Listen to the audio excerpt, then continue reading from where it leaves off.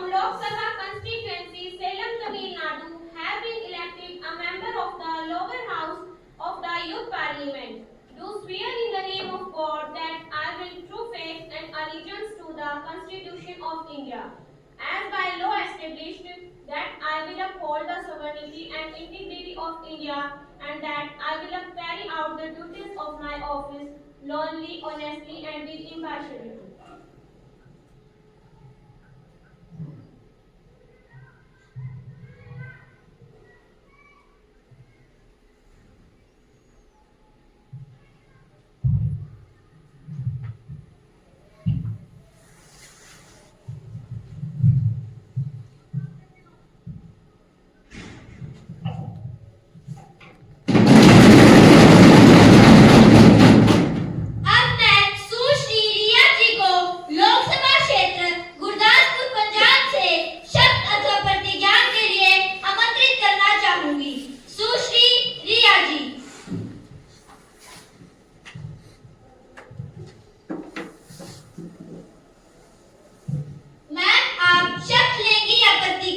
महोदया, मैं शपथ लेना चाहूंगी। मैम, आप कौन सी भाषा में शपथ लेना चाहेंगी? महोदया, मैं पंजाबी भाषा से शपथ लेना चाहूंगी। मैं रिया पंजाब की लोकसभा सीट गुरदासपुर को चुनी गई हाँ। मैं परमात्मा की सो चुकती हाँ कि विधि द्वारा स्थापित भारत के संविधान के प्रति सच्ची श्रद्धा से निष्ठा रखूंगी ਅਤੇ ਜਿਹੜੇ ਪਦ ਨੂੰ ਮੈਂ ਸੰਭਾਲਣ ਵਾਲੀ ਹਾਂ ਉਸ ਦੇ ਕਰਤੱਵਾਂ ਨੂੰ ਸੱਚੀ ਸ਼ਰਧਾ ਪੂਰਵਕ ਨਿਭਾਵਾਂਗੀ।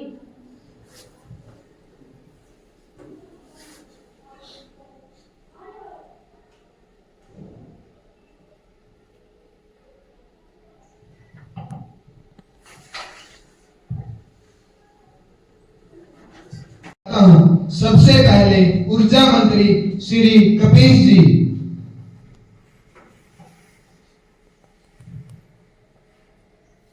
शिक्षा मंत्री श्री फिरोज जी,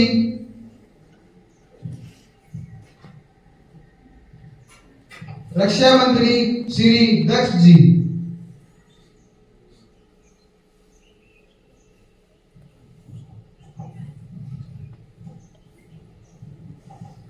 माननीय सभासदों, हम 3 माह पश्चात आज शीतकालीन स्तर के शुभ आरंभ पर मिल रहे हैं।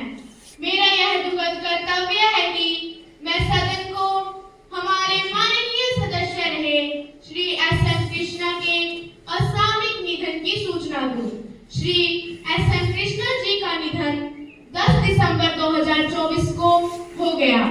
हम इस सभा के सदस्य श्री एस.एम. कृष्णा के असामयिक निधन पर गहरा शोक प्रकट करते हैं। उन्होंने देश की सेवा में अमूल्य योगदान दिया है। उनकी नेतृत्व क्षमता, दूरदृष्टि और जनसेवा के प्रति समर्पण सदैव प्रेरणादायक रहेगा। उनके निधन से देश ने एक महान नेता खो दिया है जिसकी पूर्ति असंभव है। हम इस कठिन समय में उनके परिवार, मित्रों और शिवचिंतकों के प्रति अपनी गहरी संवेदना प्रकट करते हैं और ईश्वर से प्रार्थना करते हैं कि उन्हें यह अपार दुख सहन करने की शक्ति प्रदान करें। माननीय प्रधानमंत्री जी, माननीय सदस्य पूर्व विदेश मंत्री श्री एस.एम. कृष्णा जी के निधन के समाचार से मैं गहरे शोक में हूँ। उन्होंने भारत की राजनीति और कूटनीति में एक अद्वितीय योगदान दिया। उन्होंने अंतर्राष्ट्रीय स्तर पर भारत की स्थिति को और मजबूत किया।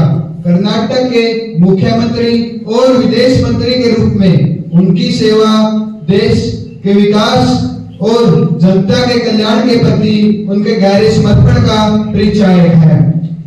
उनके निधन से हमने एक अनुभवी और समर्पित नेता को खो दिया है। इस कठिन समय में मेरी संवेदनाएं उनके परिवारजनों और प्रियजनों के साथ है।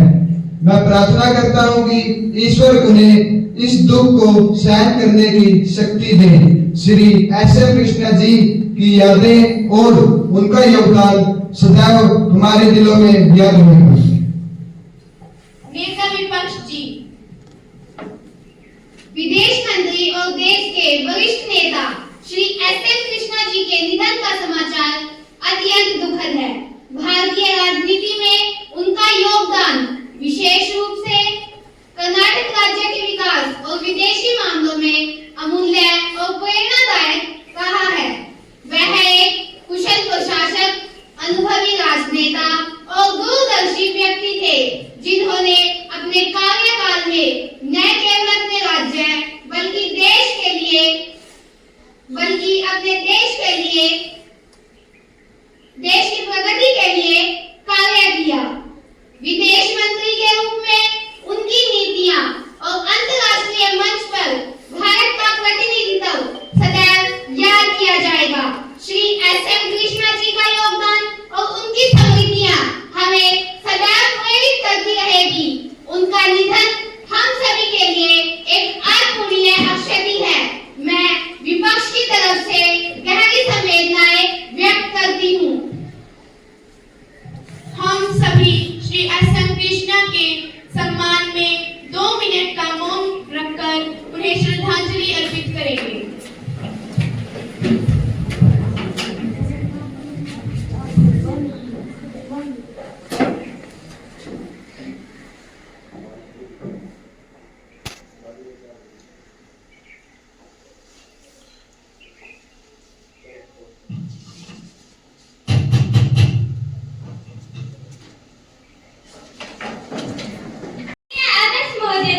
मैं आपके माध्यम से कृषि मंत्री जी से पूछना चाहती हूँ कि प्रतिदिन किसानों की स्थिति बेहतर होने की बजाय दयनीय होती जा रही है। उन्हें समय पर बेहतर खाद बीज प्राप्त नहीं हो रहे हैं।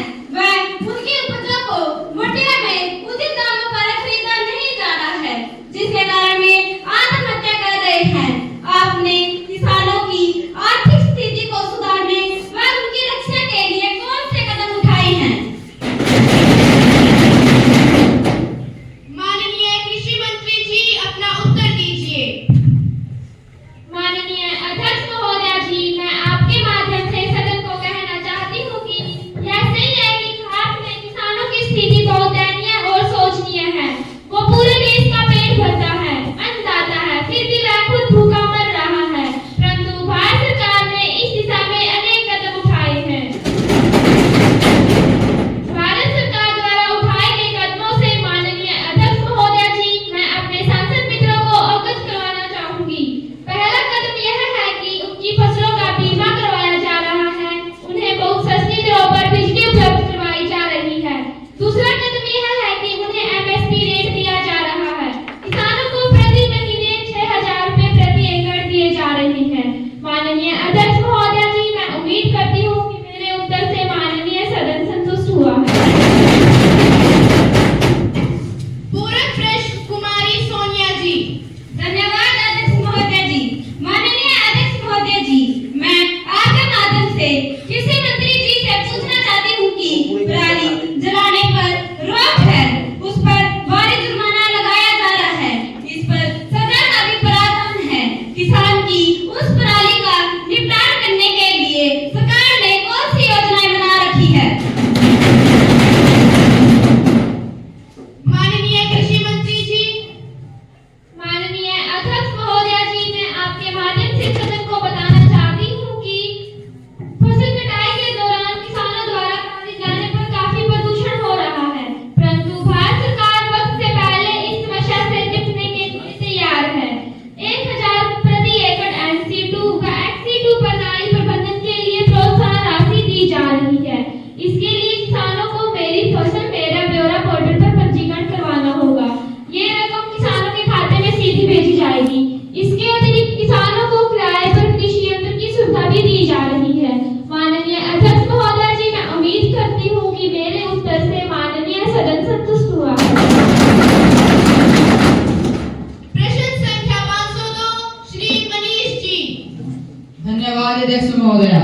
माननीय अध्यक्ष महोदया जी, मैं आपके माध्यम से रेल मंत्री जी से यह प्रश्न पूछना चाहता हूँ कि आजकल देश में रेल दुर्घटनाएं अधिक हो रही है और रेलें बेपटरी हो रही है। इसका आपके द्वारा क्या समाधान किया जा रहा है?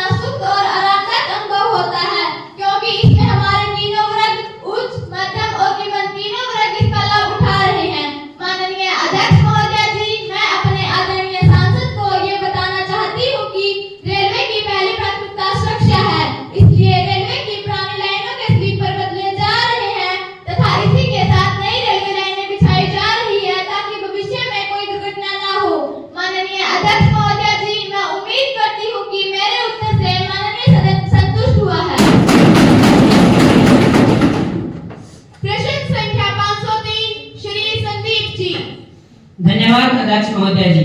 माननीय अध्यक्ष महोदय जी, मैं आपके माध्यम से माननीय दूरसंचार मंत्री जी से यह प्रश्न करना चाहता हूं कि हाई स्पीड ब्रॉडबैंड की कीमतें अधिक होती है और इसमें दिया जाने वाला डाटा भी सीमित होता है।